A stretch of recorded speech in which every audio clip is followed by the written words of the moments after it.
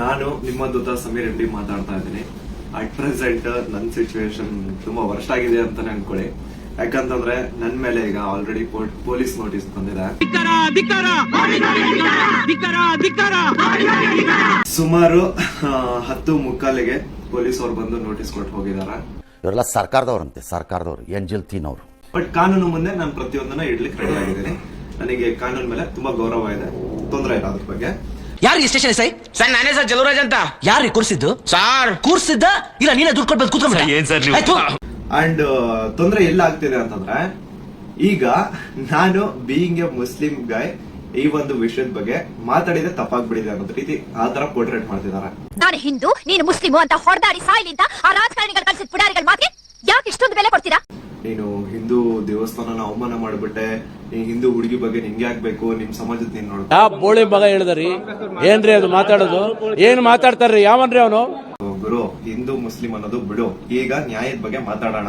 ಹಿಂದೂ ಹುಡುಗಿ ಆಗಿದ್ರೇನು ಮುಸ್ಲಿಂ ಹುಡುಗಿ ಆಗಿದ್ರೇನು ಅನ್ಯಾಯ ಆಗಿದೆ ತಾನೆ. ಅನ್ಯಾಯದ ವಿರುದ್ಧ ಧ್ವನಿ ಎತ್ತದೆ ಧರ್ಮ. ಅವ್ರು ಹೇಳಿದ್ರು ನ್ಯಾಯ ಆಯ್ತಾ ಕಣ್ರಿ. ಅಂಡ್ ಅದನ್ನೇ ನಾನು ಪಾಲಿಸ್ತಾ ಬಂದಿರೋದು.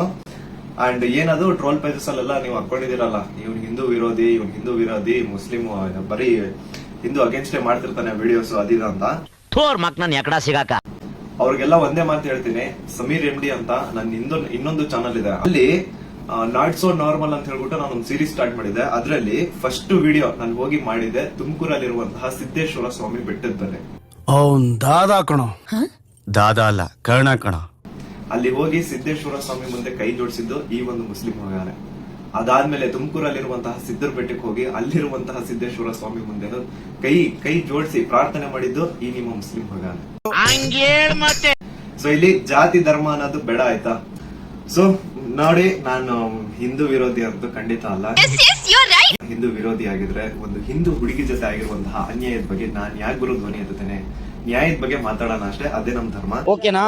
I really want to thank you team Tiguroddi. ಯಾಕಂತಂದ್ರೆ ನಾನು ಅಟ್ ಒನ್ ಪಾಯಿಂಟ್ ನಾನು ಕಂಪ್ಲೀಟ್ ಬ್ರೇಕ್ ಆಗ್ಬಿಟ್ಟಿದ್ದೆ. ಲೈಕ್ ಏನ್ ಗುರು, ನನ್ ತಪ್ಪು ಮಾಡ್ಬಿಟ್ಟು ನನ್ ನಿಜ ಕಣ್ಣೀರ್ ಬರೋದೊಂದು ಬಾಕಿ ಇತ್ತು. ಅಂತ ಟೈಮಲ್ಲಿ ತಿಗುರೊಡ್ಡಿ ಆಗಿರ್ಲಿ ಅಥವಾ ಸೌಜನ್ಯ ಪರ ಹೋರಾಟಗಾರರು, ಸೌಜನ್ಯ ಶಕ್ತಿ, ಮೇಲೊಬ್ಬ ಅಲ್ಲ ಇದೆ ಅನ್ಕೊಂಡು ಅವ್ನು ನೋಡ್ಕೊತಾನ ಬಿಡ ಮಗಲ್ಲ ಬಿಡ. ಇವರೆಲ್ಲರೂ ನನಗೆ ಸಪೋರ್ಟ್ ಕೊಟ್ಟು ಇವಾಗ ತುಂಬಾ ಧೈರ್ಯ ಕೊಟ್ಟಿದ್ದಾರೆ. ಇದ್ರ ಬಗ್ಗೆ ಧ್ವನಿ ಎತ್ತಲಿಕ್ಕೆ ನಂಗೆ ತುಂಬಾ ಸಪೋರ್ಟ್ ಮಾಡಿದ್ದಾರೆ. ಸೊ ಇವರೆಲ್ಲರಿಗೂ ನಾನು ಚಿರಋಣಿ ಆಗಿರ್ತೇನೆ.